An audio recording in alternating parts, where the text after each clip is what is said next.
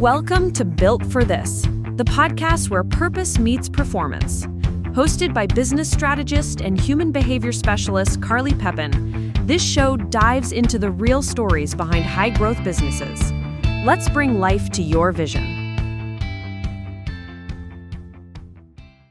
Awesome, guys. So welcome to today's podcast. I'm really looking forward to it. So we have Lance Cayko here. He is a multi-passionate entrepreneur and an award-winning architect, builder, and founder of F9 Productions, co-founder, a nationally recognized design build firm based in Colorado. Over the past 15 years, he has also launched F14 Productions and F12 Development, building 3 seven-figure companies from the ground up and scaling revenue by over 5,800%. Lance is also a co-host of Inside the Firm, one of the world's top-rated architecture and business podcasts with more than 700,000 downloads. Through his companies and podcasts, he empowers entrepreneurs, business leaders, and creatives to think differently, act boldly, and build sustainably. Known for his relentless drive, hands-on leadership, and straight-talking style, Lance blends architecture, construction, and development expertise into actionable strategies that inspires others to build thriving business and meaningful lives. So this is very exciting. I'm really looking forward to doing this. I think one thing that's really exciting too about it is not only have you built successful businesses, but you're juggling multiple things. And a lot of business owners even struggle to juggle one thing, right? So I think that we're just going to get so many insights to be able to help individuals have so much. So thank you so much for being here. Oh, thank you. That was quite the intro. Yeah, geez, this guy sounds pretty cool. Yeah. Oh my God, it's so fun to listen to those. You're like, that is me. I forget sometimes. I know exactly. Yeah. I was like, oh, whoa, geez. So yeah, you've built all these multiple seven-figure companies. You've raised your family. You teach at university level. How do you describe what drives you now compared to when you first started at F9 Productions? Oh man, I think it wasn't what the biggest thing is quality. I think it's quality of customer service, and I'm not now. I just say it out loud. I think it was just we were just making sure that along the way that we were providing the best quality customer service that we could, but it's really at our forefront now, where I just emphasize it over and over again. I think it's by guesting on shows like yours, and then having guests on my show too, where I'm just talking about it more often than not, of how important it is. And when I get the clients too that reach out to us, so there's 3 of them most recently. This one couple is moving. They lived in Colorado at one point, and then they moved to Texas. Now they're gonna move back. They bought this beautiful piece of property. Another couple I just met with at Kansas, moving to Estes Park in the mountains. We're gonna retire. And then there was another couple too, most recently they got in touch with us, and all out of state, coming to Colorado. So they don't know anybody. So they're just Googling Colorado architects, and we have a really pretty good website. They can find us in that way. We're kind of highly ranked in that. But then with the differentiator, when I end up asking them, I'm like, well, how'd you find us? What appealed to you? And they go, you guys just look like the best in customer service. And so they don't even think about design. Like, the design is sort of default. And I think a lot of architects miss the forest for the trees, right? Where they just don't, they think that, oh no, they're going to be looking for design. Yeah. But that's like the baseline. I think I'm kind of convinced now that most folks think architects are good designers by default. That they think, oh yeah, they're gonna do cool design. Like, no matter what, I'm gonna if I am Joe Blow looking for Joe Blow architect, um, the design will happen. And really emphasizing and striving for high quality customer service in a very competitive field is really what we're trying to tackle. And I didn't think actually that I would want to even cap the size of our growth, because you mentioned some of that, in your beautiful intro there. I'm now convinced, like, I don't ever want to be a staff of more than 12. I'm totally convinced of this now. And it results from like seeing other engineering firms get way too big too quick. Yeah, there's so much to talk about, and we're going to dive into multiple things just from this one response you gave. I think what's really cool too is, like, I look at Warren Buffett's company, and he has a very minimal quantity of employees and makes a maximum quantity of income. And there's also there's some businesses that we genuinely require like a large quantity of individuals to make it function, but sometimes we can also ask ourselves that quality question. Do I need to am I overcomplicating it? Hmm. Do I really need this many people, or am I scaling it in a way that maybe like I don't have to? And I think it's very cool that you sort of minimized it to such a degree, where other firms are not. So how did you figure that out where you're like, I actually don't need to overcomplicate this. Like I don't need as many people as industry standard. Oh yeah, because one of our principles is we have 9 principles of the F9, and one of them is be brilliant at the basics. I think it probably stemmed from, if I had to really pinpoint it, it would be probably the book Made to Stick. And it's all about storytelling. And the whole point of the book is that it gives examples of brands like Nike that have, you just know, like with Jumpman, right? With Michael Jordan, where he did it was the Jumpman logo, and it was, there's, you just think of it as those are the shoes I'm going to buy to, if I'm going to play basketball. Um, or Apple, the logo with the apple, right? Where you're just trying to boil it down to its basics and really make it stick. So that's probably where it stems from, and that's what we try to do is we try to just make it so the essence of what we do is like what is the least. I try to tell my architects, I'm like, every line should be meaningful. If you have a line that's not meaningful in the drawing, then you should delete it. Like, what's the point about it? It should really be, and that's not to say that we're like minimalists either. Like, we definitely do some very minimal architecture. We do maximal architecture too. We're doing like this really cool Gothic revival house that looks like all Halloweeny and stuff up in the mountains, and we do very traditional work too. But even then, it's like every line should count. We shouldn't be drawing more than we need to. We shouldn't be over designing more than we need to. We're looking for, sort of a lean process. And I think the way it got totally cinched up is then we read another book, because we read one every year. I think that's what helps infuse the culture into our firm. Part of it is, I dated this other architect for like a couple years back. And she kind of pushed back on me for this idea. She was only girlfriend, but like, she didn't work at the firm or anything. But I told her about the books, what we do, and we read them. And she says she felt like it was a little, I don't know about being like pushy or something like that. And I go, no, I mean, yeah, it's a little extracurricular, but we don't have our folks work more than 45 hours a week, like ever. We're really, compared to other architects, like we really take work-life balance, work-life harmony very seriously, because people move to Colorado for a reason. I mean, you're gonna, like me, like the mountains. The whole point of being here is to be this close access to the mountains for whatever activity you're doing. So the book was Paul Akers' 2-Second Lean, and what he does is he goes to the Toyota factory and he learns. He's like, I should study it. Why is Toyota beating all the American manufacturers like in the 90s? And it was because the Japanese were looking at, look, if we have to make this one process happen on the time, of the assembly line, and we're repeating that process a million times, if we just lean that process by 2 seconds and do the multiplier, look how big of an effect that could have. So now we've implemented a 2-second lean process at the firm where every morning a different staff member has to present a lean that they did, something that makes them faster, more repeatable, and then the whole firm kind of acts on that. That's really cool. That's actually really cool. I think there's like a lot of different cool things in here. So it's almost like you brought in the architecture dynamic into your culture. Like, how do we build a building? And let's also do this on how we would build a team. So if we're keeping the building lean, like, how do we keep the team and the structures and all this stuff lean?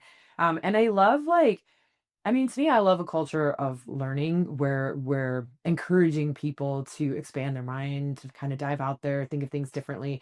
So it sounds like you're really making them and pushing them to be creative on a daily basis, to push themselves, to push their brains and make them kind of work in not just a normal working environment where I'm just going to show up to a job and get a task Yeah. done, but every day is like a little bit different. And I imagine that's just inspiring and kind of fun for people. I think it gives them good self-ownership too, of like Yeah. and purpose. So they don't just feel like a cog. I don't want them to be a cog. I want them to be part of a neural network is maybe the way to think about it, right? Where it's like we're collective, we're a hive at the same time we're independent, and your independence and your independent ideas. I don't want people to ever feel afraid of like speaking up and talking about it and tweaking and even critiquing each other. It's got to be a safe space. Is Some people hate that, but I'm like, there is a good, term. There is a good reason to have safe spaces in whatever environment for sure. People have to feel comfortable in that kind of a way. Yeah. So like and then the other thing is the framework. There's books that we've read that give us a really good framework too. And one of the big ones is Seven Habits of Highly Effective People. Gosh, that has just been huge, right? So like It's so if you good. if you talk about the basics again, Carly, it's beginning like one of their chapters, the whole one of the chapters in Seven Habits is begin with the end goal in mind. So if we know the end goal and we're beginning with that in mind, what is the shortest route to get there without actually taking shortcuts, right? Like what is the most effective way to get there? And I think that plays into it. I love that so much. It's funny because it reminds me of like philosophy, and we're gonna get into philosophy, so I'll just throw the space in, Yeah. which we're totally gonna get more into. But it's the Greeks. It's like the Mhm. teleology, the end in mind, and they suggest that we live our lives like the same way that you're asking people to help you run this business. Is that we think of the end in mind. What's the most effective and efficient way to get to what's actually more valuable and important to us? And I think that's really cool because I agree. It's like if we can bring that dynamic into a business, it both is the same. Like everything's the same. So I really love that you're doing that. I also love the read one book yearly. It's not that much. I think that as a culture, we don't read that much anymore. So audiobooks are really fun too. I don't know if people know this, but you can comprehend information to the same speed you can talk, right? And so I talk really fast, so I can listen to audiobooks Yeah. at I do 2 times speed. Oh, do you? Oh my I gosh, do. I bet. That's I cool. do it so much. I talk so fast though. So I'll like crank out audiobooks and I get a couple done every month just because I go to the gym, I put on an audiobook and I call it a day. But the quantity of like the ahas and insights, and I think sometimes people expect to understand everything, but you're not meant to understand everything. Like you just pulled out like all these tiny little insights, and then all the team is coming to work and saying, "This is what I got," because they have a different perception and different values and vision.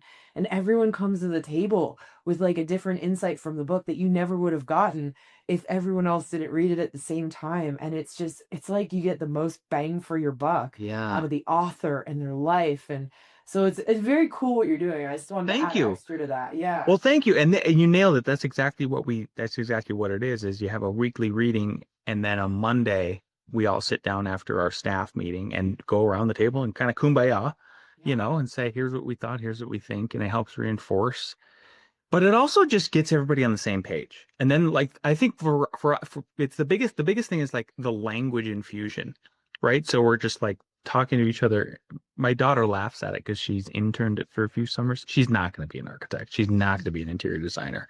I tried my hardest, but she laughs because she's like, you guys sometimes sound like robots where you're like, hey, I'm just seeking to understand because this is another one of the seven habits or like begin with the end goal in mind. But man, the language infusion that then helps just and how we talk to each other, then we all know what we're trying to do with something.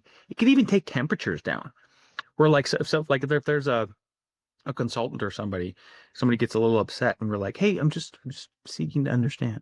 And then like, oh, you're just trying to understand. No problem. Jeez, I thought you were getting crazy or whatever. So I love that. That's actually really cool too, because it even dives into like having conflict and constructive yeah. conflict, right? In the sense of we're never going to not have conflict, especially when we build these teams and we have a business. It almost becomes like an extended family. It's impossible to avoid. And so it's very cool. It's like also finding the strategy to understand another person, because conflict usually comes in when one person thinks they're right and the other person thinks that, they're right. And then we're kind of just jabbing heads when we're talking about like the same thing in two different ways often. Yeah, yeah, I know, right? Yeah, it's been kind of really giant for us, I know, and we're gonna have not all. So one of the problems is like we haven't kept our original staff intact. It's kind of impossible. I mean, nobody got fired, nobody got laid off. It was just they went and picked other places to go for a while. And the younger staff who hasn't read Seven Habits of Highly Effective People, they're gonna come back next I told Al, my business partner, that we're gonna have them read it for the first time just so they get caught up on the language. Because we've given them like crash courses when we use that. They're like, "What are you talking about?" We're like, "Oh, it's from this book." And we'll pull up the book and we'll talk about it. And then they're already using it, so they have a head start. And then with the leaders, we're going to pick a different one this year. I think it's like something about effective CEO, but really just kind of a beautiful leadership book. Because we swim. The problem is problem but solution is we since we're architects plus builders, man, navigating blue collar language versus white collar and how people it's just been like a beautiful problem to try to solve and figure it out. That's cool. I also love that you guys combine the two, the architect build. My husband and I, we picked our architect for the future. I pre-planned pretty hardcore. Love that. I picked it. I found the plot of land that's not for sale yet, that I'll get Cool. and bother someone when I'm ready. But I said I don't want to split my architect from my builder, because I've seen during like renovations, remodels, when you have the split and the separation, it's amazing how much could go wrong. And on top of that, all of a sudden, like your expectations for something to look a certain way don't actually occur because the communication is just, there's such a lack and void and an understanding. What made you decide to do the two? Oh, it's sustainability. And I don't mean from the environmental standpoint. I mean with business and an ecosystem. Alex and I started our firm in 2009, late 2009, early 2010. Like we're coming up on year 16, which is crazy to me. We were born in the business world from being laid off, from folks who put all the eggs in one basket. They only served like one very specific type of clientele. And I just never wanted to feel like I felt that day when I got laid off. I didn't want anybody else to ever feel that way again, too. And I realize that's very ivory tower, but it's been 16 years when we haven't laid anybody off. And so it was all about once because we did a couple of design build projects in that first 7 years. It just kind of made sense, I think, is that like we're very much people of our own destiny. And it is again more of I said that's like a definite reaction from being let down by other people and like just trusting that they were gonna have sustainable businesses. So the first two design build projects we did were tiny houses. And the first one it's called Atlas Tiny House. It was on HGTV. It was really cool. We took a huge chance. It was one of the very few loans we've ever taken out business wise. And we got super popular online. It kind of went viral because then we won an International Architecture Award. And then then Subaru saw us on television.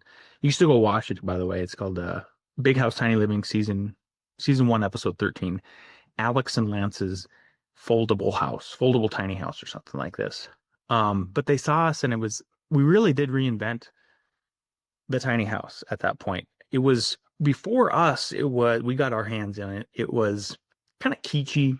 They were just like these little cabins on wheels.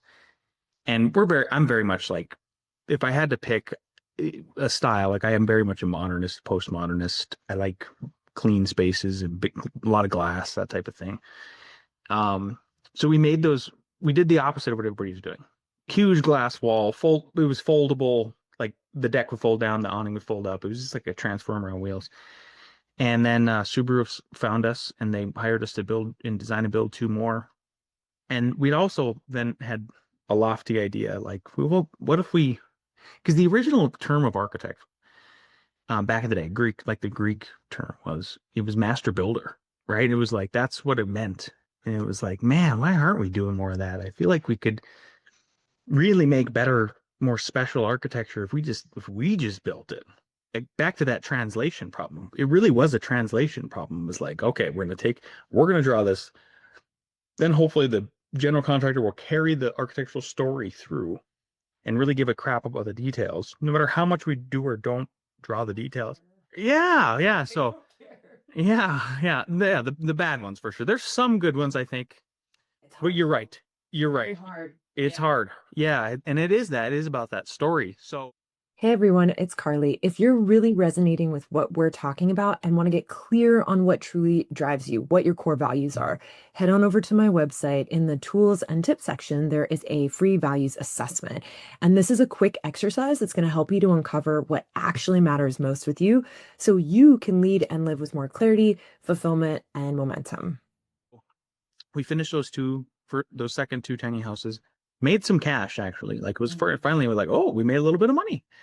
Because we charged them like a lot. It's Subaru, right? So we cranked up our fees. They're very difficult to do anyway. So we were like, oh, I think we deserve these kind of fees. And then we bought a third of an acre because we always had this idea of wearing all three hats. Like, why don't we just do a full-fledged real estate development then? Like, let's buy the land. We can do all the planning. Like, we can do all of these things. Like, why aren't we doing all of them? We get paid 3 times, have more control.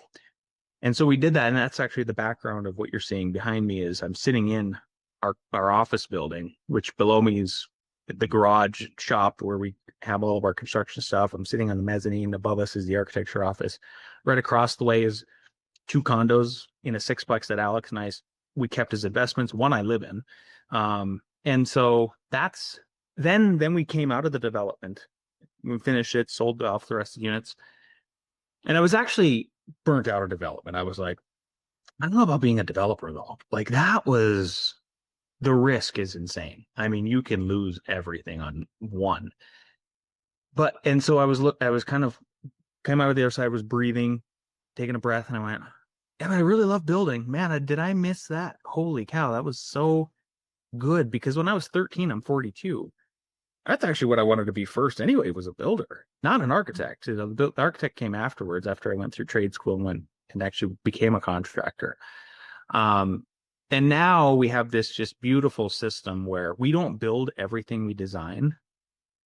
Instead, we build for just a very select few clients. That's all we need to do, cash flow wise anyways, and the capacity wise. And so we do, we reflect what we do on the architecture side, which is custom residential, some multifamily, and then what I call boutique commercial and industrial projects. Like the meeting I was in right before we started today was for a custom wine bar in the middle of town. So yeah, that's why we do it. And I will tell you, we probably would have had our first layoff or 2 this year if we hadn't have built this ecosystem, because I've been able to, when we got real low on architecture work this summer, because the economy is just kind of goofy, several of my architects, I was able to send them out in the field and they were able to do construction administration, basically acting like little general contractors, meeting with subs and stuff like that. And then we build one company versus the other, and they kept the cash flow going, kept people busy. Now architectures were doing really well again. So it's been huge for us. That's amazing. I love this too, because it's like the inspiration that took you to be able to expand your company in such a way where it kind of all fits together, and I think that's something that every business owner can think of is like, what are these other things that we can expand upon to make sure that we have the steady cash flow, consistent cash flow, strong in multiple environments, while making sure it's very complementary to what we do. I don't think we often think about that. So it's cool you kind of had this like little inspiring journey to get to something highly, highly helpful and profitable. Yeah, thank you. I know. Yeah, it's and we encourage people to do it. So, on our show, we made a course, it's called Architect's Guide 2, and it's like, become a builder. It's not that hard. Even if they just do it one time and it's their own house that they remodel, I think there's a big lack of empathy from the white collar side of things to the blue collar side of things, and how, you have men out there in the construction industry, which is largely male dominant. I mean, they are risking their lives. Like, it is a top 5 profession for dying. I've had a lot. Look, I've injured myself. I've had people injure themselves. Just me, being on job sites with them and everything. And so, then what it does is, like, it'll help you as an architect or a designer just become a better one. Because I'll give these demonstrations to mine, even bring lessons in from the field, and I'll go, hey, I want you to pretend like you had to cut this rafter. and I'll tell you the problems we saw with your drawing in the field. And then once I go, okay, and I will literally bring them down to the shop and lay out a board, and I'll go, how would you do it? And they'll look at their drawings and they'll go, shh, crap. I I see what they already know, and I go, we're still gonna go through the exercise, though. Please go through the exercise and like literally, because I go, your line on the paper actually becomes a line in the field. I mean, it's the same thing. You're just translating it again. We talk about that translation. And then I also have this like really beautiful photograph I took maybe 2 or 3 years ago, where it was a chalk line as we were going to start building this new house, and they chalked the line on the dirt, so it was this like orange line on the dirt. And I brought that back to the office one day, and I go, do you see how like the line on the paper actually became like, this is real, guys. It becomes real at some point, so we have to really start thinking about the field and how they're going to Yeah. do things. So this is what, like, everything you're saying, it's amazing because my parents just remodeled their house. So they didn't have the interior designer architect that was connected with the contractor, that was connected with all the people, and all the problems they were talking about occurred. Like whatever he said just occurred. They couldn't actually put in the kitchen and the cabinets the way that it was sketched out and designed because once you took the lines into reality, it didn't work. Like fortunately, she found like a master cabinet person and he helped out. But then the contractor didn't understand the translation of all the finishing details. And so it's kind of sad. Like they invested so much money and like it's like, oh my gosh, they didn't even get like fully what they wanted. They got a great thing, but not fully what they were requesting, which is it's fascinating. And it gets disappointing on both Yeah. ends. And there's all this miscommunication. So this on the front end is the consumer experience. And on the back end, you're gonna help me to not experience this because of all the things that you're doing. How are you managing all the various communication channels to ensure everyone's communicating with each other, to ensure that like all these different departments understand each other in a way that my end product, like I'm not going to feel that with you because you have it all managed. Like, how are you doing that? Yeah, oh gosh, that's probably the biggest challenge. I bet it's the biggest challenge. Yep. Besides obtaining the work and doing the sales routine and convincing a client to hire you to design and build their multi-million-dollar project, it's communication. And I think that's F4. Communication is key on our project. So it's back to a framework. So if you got, again, I've already mentioned some of our principles. Last one, by the way, is F9 is have fun. Like we got to make sure we have fun. But F4, communication is key. Is we have a rule, and the rule is if people get in touch with us, it doesn't matter who it is in the professional environment, we have to get back to them within 1 hour. If we can't, then your next pivot is like, let's say somebody asks me a question that deserves a detailed answer, and I just can't break away to sit down, look at the code book or whatever I'm doing and give them a better breakdown. Then what staff is allowed to do is they can go, hey, I got your email. It's going to take me a bit to get back to it. I'll get back to you tomorrow with a more detailed answer. That's the biggest thing, is just setting up the framework for it so people feel felt and heard and acknowledged. And that's how I think even our small clients, where like maybe it's a couple $1,000 design fee versus $100,000+ design fee, they feel like they're taken care of. And the same thing with the subs. Part of it too is also just seeking to understand like what's the best way for he, she, or they to be communicated with. Some people really like text, and some people fall real short in email. Some people want phone calls. And we're really trying to suss that out. I'd say in the first week or two we're working with somebody is like, I'll just blatantly ask them, like, what is the best way to get in touch with you? How do you want to communicate? And then go from there. So that's how it works. Yeah. That doesn't mean it's flawless. There's a lot of, there's some examples I could mention where it still gets a little hairy. And I think it's because, a lot of people are bad communicators. I think that's a truth. So like, oh, how do you just deal with that, right? Getting people to reply all on an email chain when you want them to or not is a problem. So yeah, having some patience. Boy, that's a hard one. That's a hard one, right? It's totally jokes. I mean, I say I'm awesome at communication, but I also suck at it. So like be prepared. I definitely have Yeah. both, and I'm sometimes very patient and I'm sometimes very impatient. And I think it is that dynamic of how we're managing almost that human element. But it sounds like part of the management that you've been doing is the culture.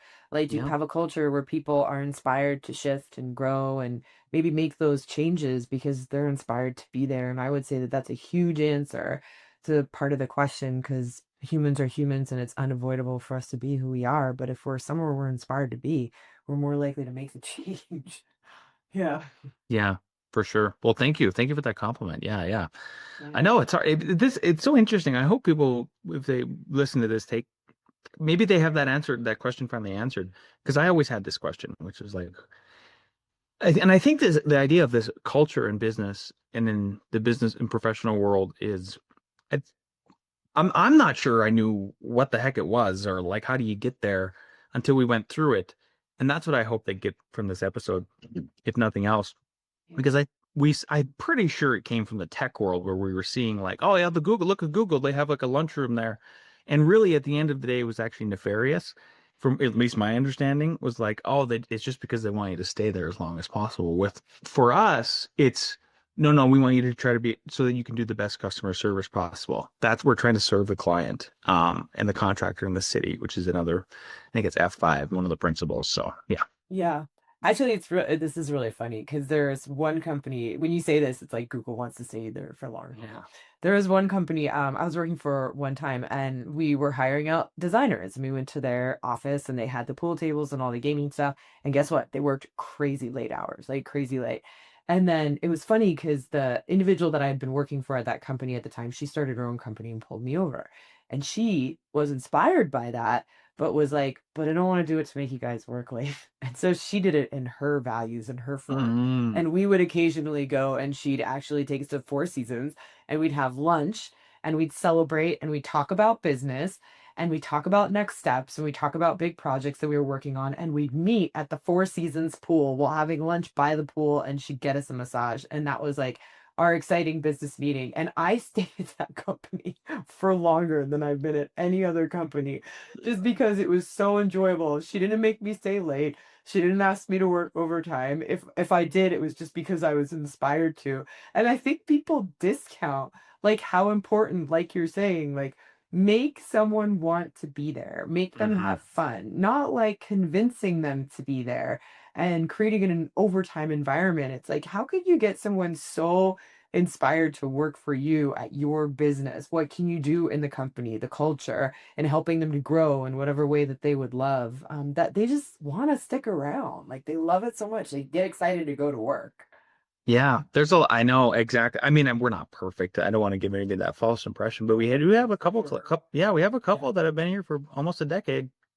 That's hard to do. And like I said, we've had people that left, but the people that left have come back, not in an employment standpoint, but like for instance, one met with my business partner probably about a month ago, something like that. And I I just was like vindicated, I guess is the word that came to mind. Because you wonder, you're like, and yes, you can do exit interviews, but there's only so much brutal honesty that some people are willing to let out.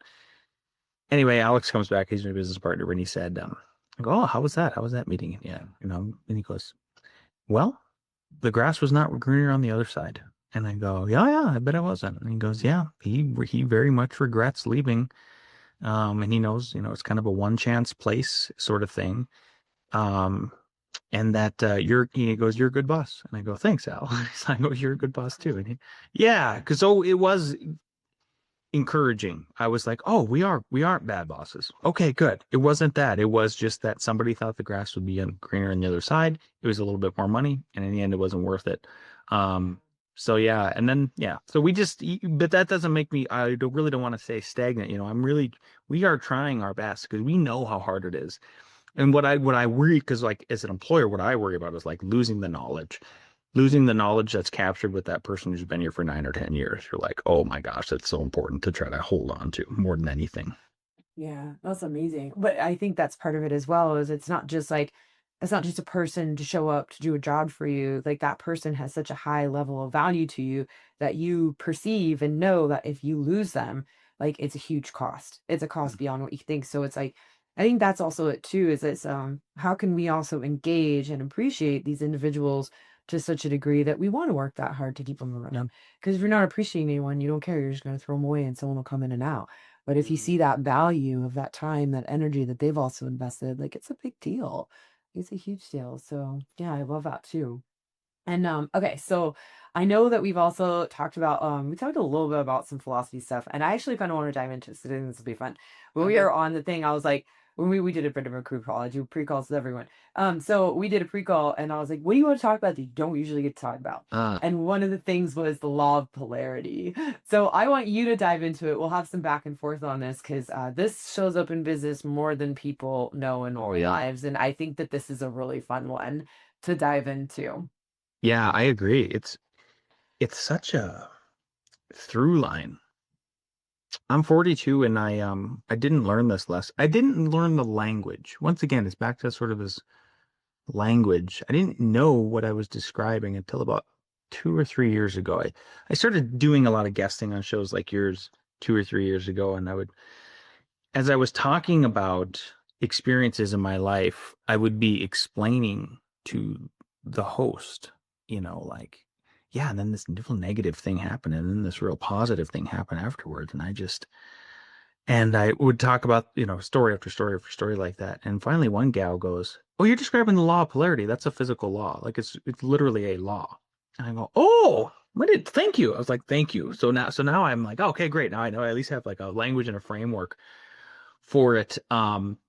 So my children, probably a couple years ago, about the same time, right when I started doing guesting like this, we were at a dinner, and they had said to me, they were both teenagers at that point. One's a full-grown adult now, but they were both teenagers, and they said, Dad, like, you don't ever seem scared of anything. Like, are you really not scared of anything?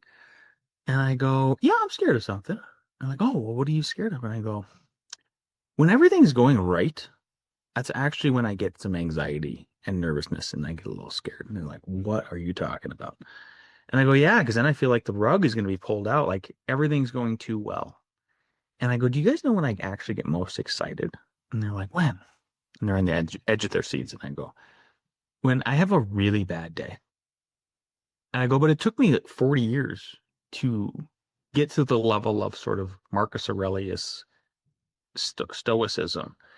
And it was about that time too. It was like all these things coalescing at once. I read Marcus Aurelius's Meditations at that time too, and understood just your sphere of influence and what you can and cannot do, and how that leads to your happiness, and through being content in a positive way. So that's the worst. When I went through the worst stuff, then the most positive thing comes out. So it's kind of back to full circle where I talked about in 2009, in that fall, I got laid off and had one of the worst days of my life. One of the worst days. I was like crying and sobbing, and I called my grandmother. It was like another mother to me. And it was the first grandchild that you can, graduate from, to get a bachelorette, let alone a master's, make it out of North Dakota, this little tiny bodunk town, into somewhere, where you wanted to be destination wise.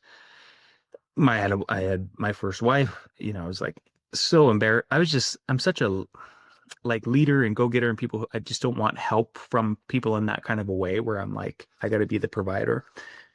I was just embarrassed. I was like, oh my God, I got two mouths to feed, plus my wife, who also was, worked and everything. But we just had a baby. It was its second one. It was crazy.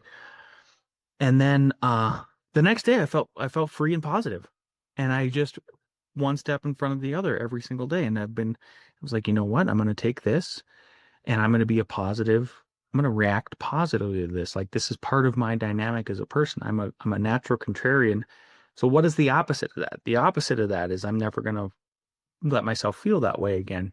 So even if you go to like today, if you go look at LinkedIn and you find me, my preferred pronouns are positive reactionary because I'm like, anytime there's a negative part, I'm again, we're excited because the law of polarity says physical natural law, like electricity cannot exist if there's only a positive. It has to have the negative. It's the yin and the yang, right? It's the opposite. It's like even plays into thermodynamics where like a very hot thing will try to go in a cooler state and get to equilibrium in that kind of a way. So for me, that's I just if people I would love to talk about it because I'm like, gosh, try to train yourself for when you're in those really bad days. Don't do anything dumb. Like, don't do anything so bad it's going to hurt you the next day. Just take the L, try to understand that day and work through it. You know, talk with your spouse, find some help so you can get it out of your system. And man, I don't know how many times in my life, and the next day is like, and something incredible happens. Like a brand new client will call me out of nowhere or whatever, or I'll catch a giant fish, whatever. Really cool stuff. Hey everyone, it's Carly.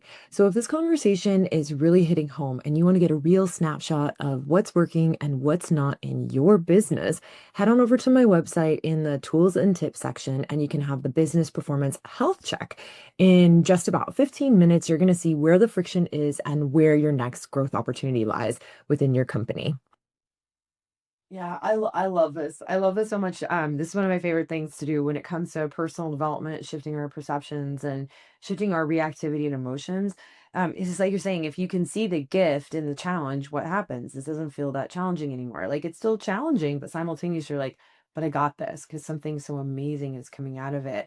And it's like, I love it too because it applies to the laws of physics. Nothing can be created or destroyed. It's only Mhm. transformed, right? So something in that moment feels like it's being destroyed.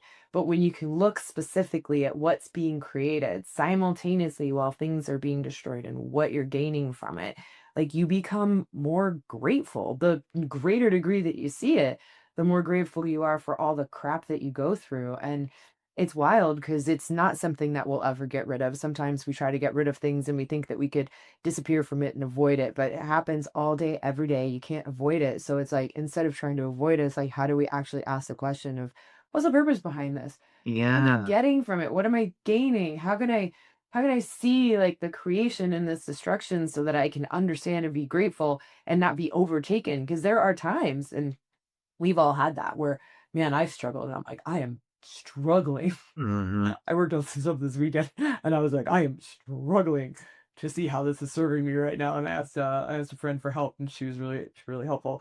And we got to it and I was like, oh my gosh, I feel so much better. It's hard when you're in that fire. Yeah. When you're in the middle of the fire, you're like, that's all you can see is the fire. So Yeah. yeah, it's really difficult.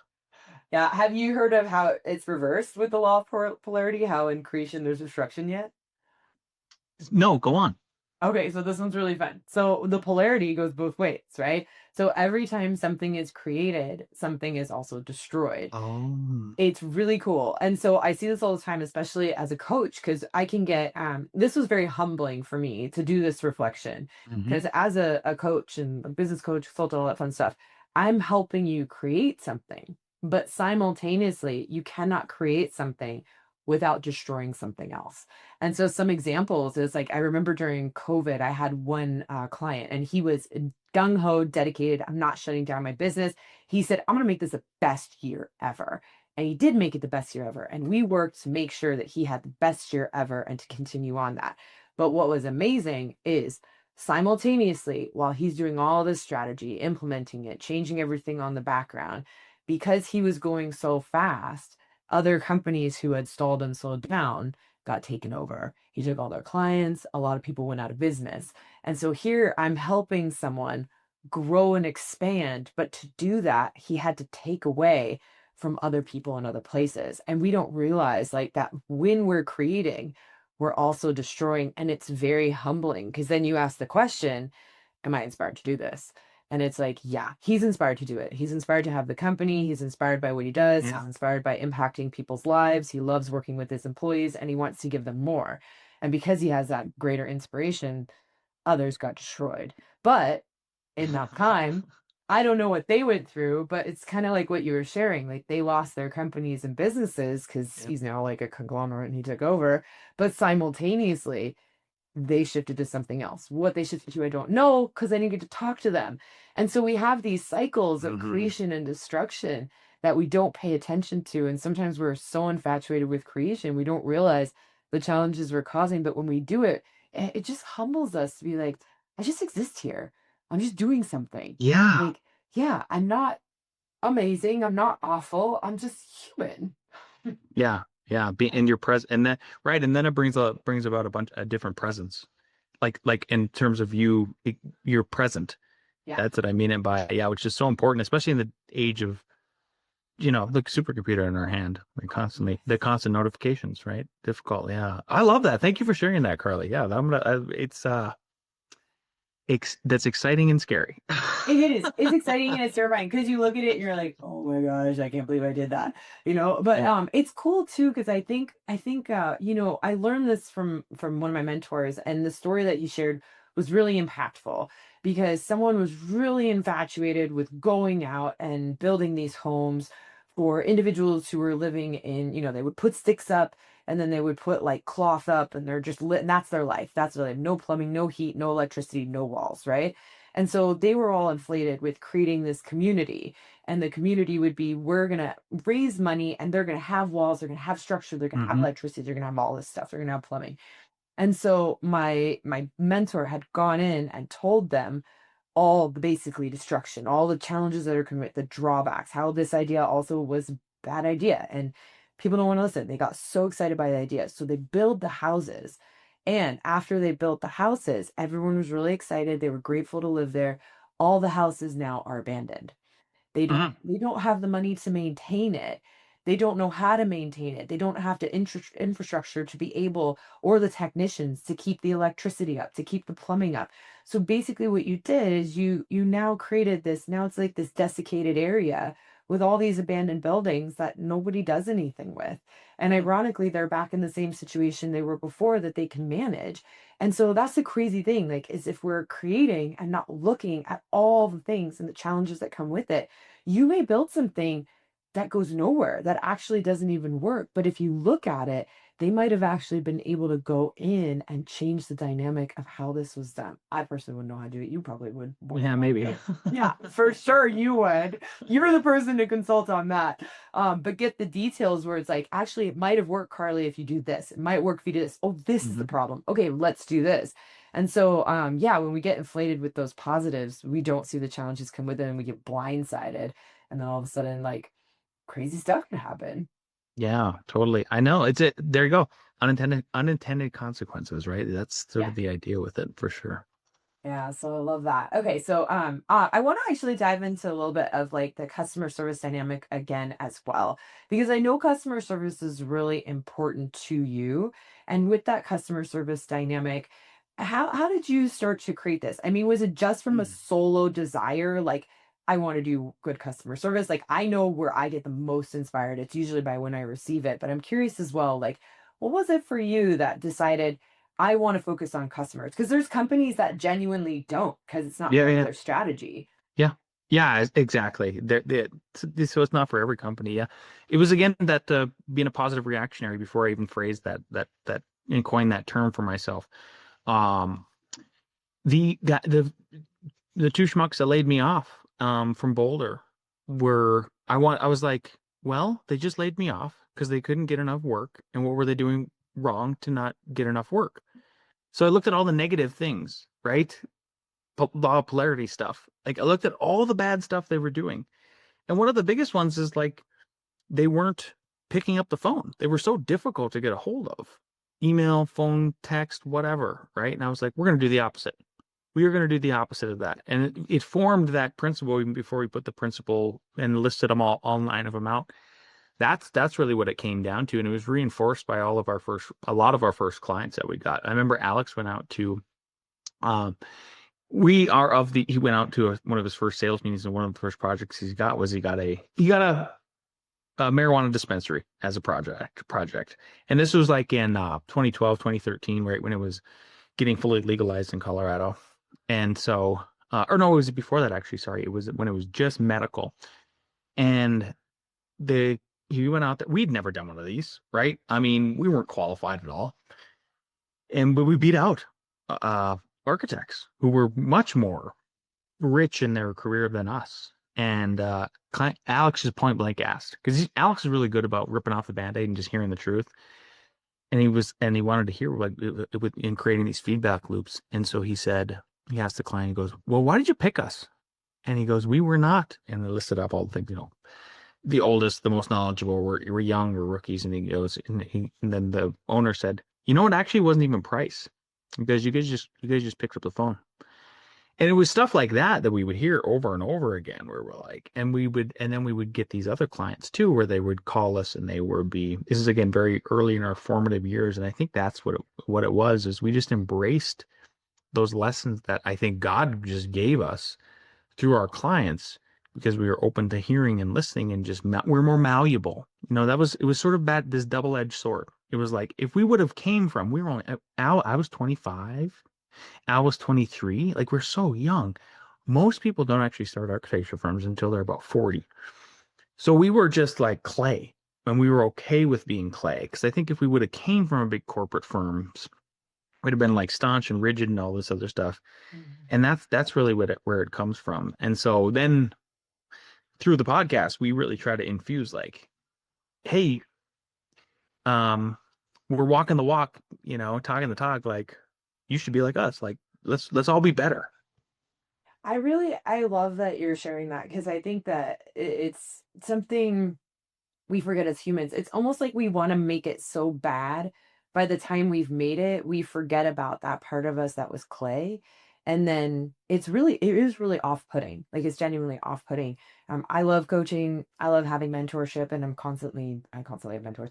But I won't work with a mentor that doesn't feel like the clay, because every time I work with a mentor or someone who's made it, what winds up occurring is it's almost like I'm being told what to do. I'm not being asked questions. I'm not being listened to. There's no level of like understanding my needs or my problems or what's going on.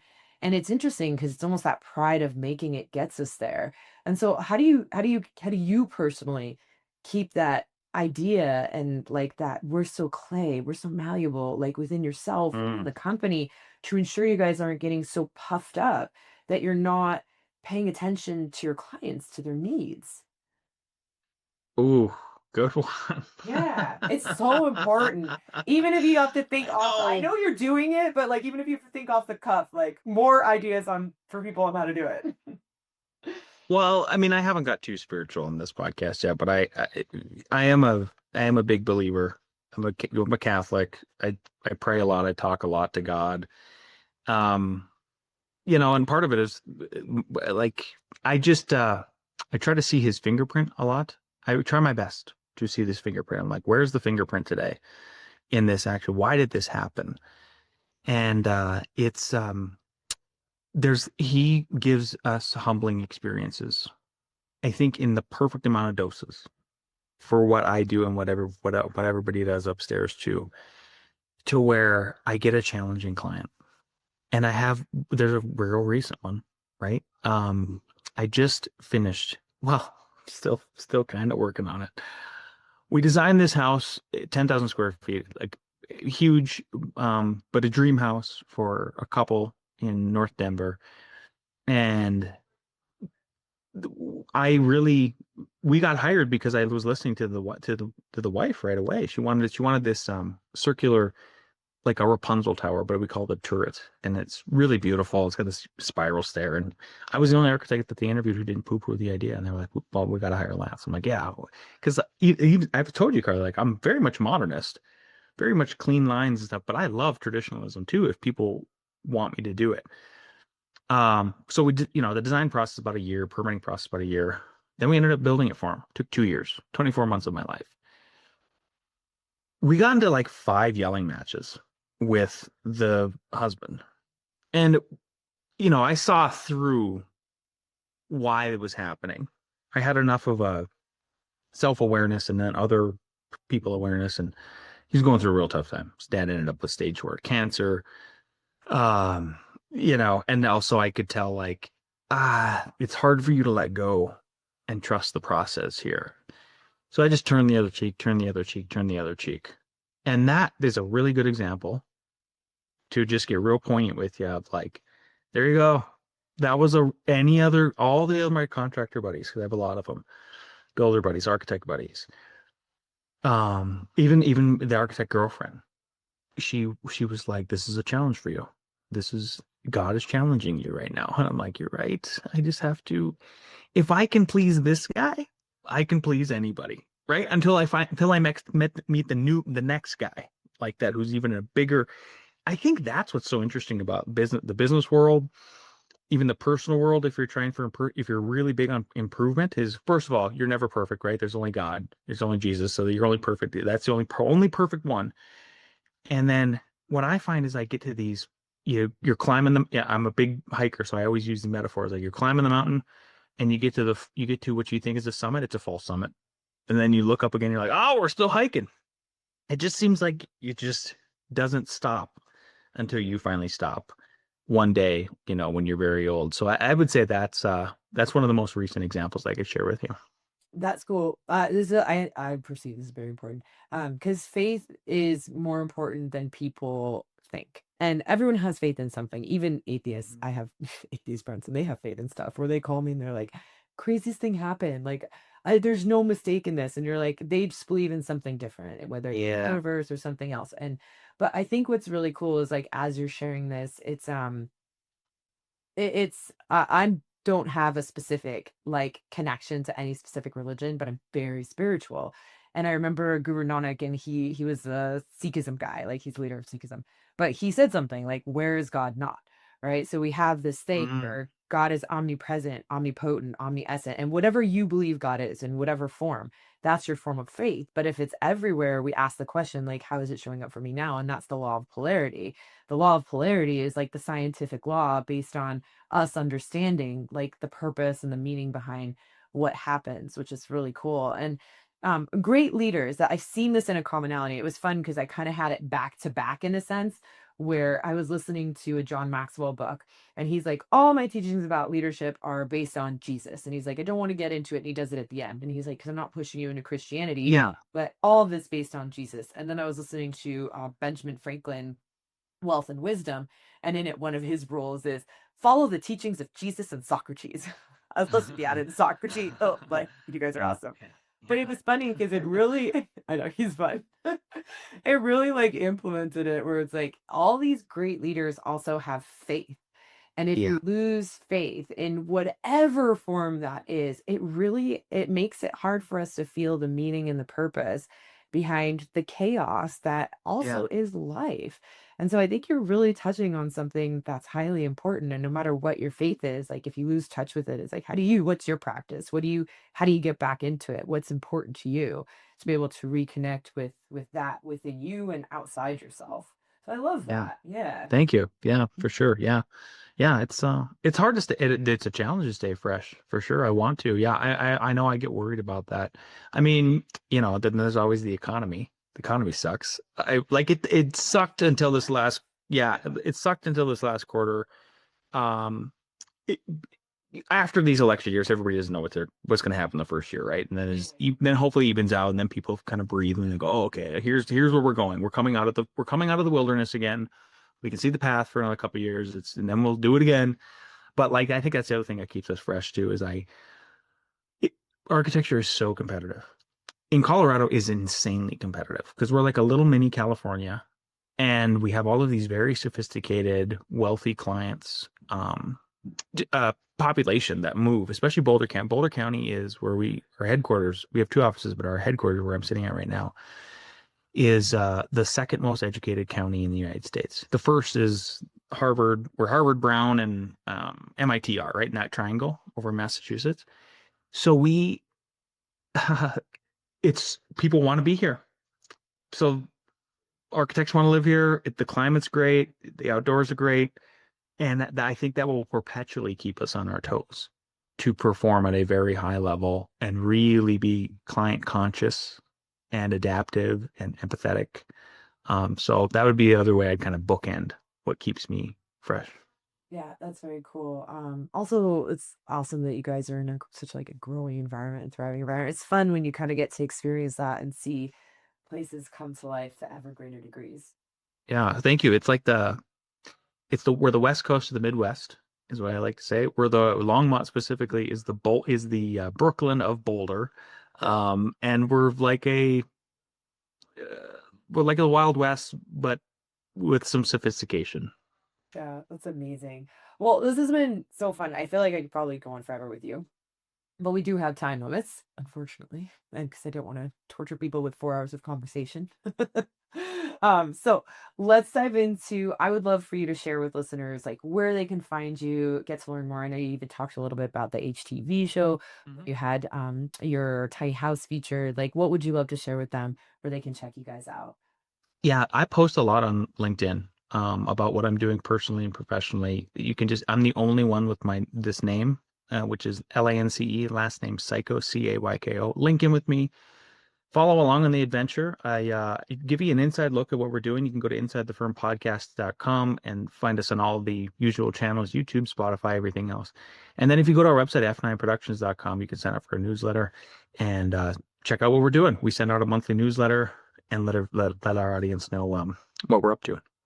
Yeah, that's cool. I would definitely say, yeah, subscribe to the newsletter, check out his podcast because you obviously have a lot to say and it's very enjoyable to collaborate with you. So thank you. And yeah, guys, if this resonated with you, pass it on to someone else you think it would benefit from it. Give us a like and make sure you follow to stay connected to every new episode. Thank you again, Lance, for being here. I really appreciate it and all the insights and information you've shared. Thank you for having me, Carly. You were a gracious host. Appreciate you. Yeah, this was fun. Thank you.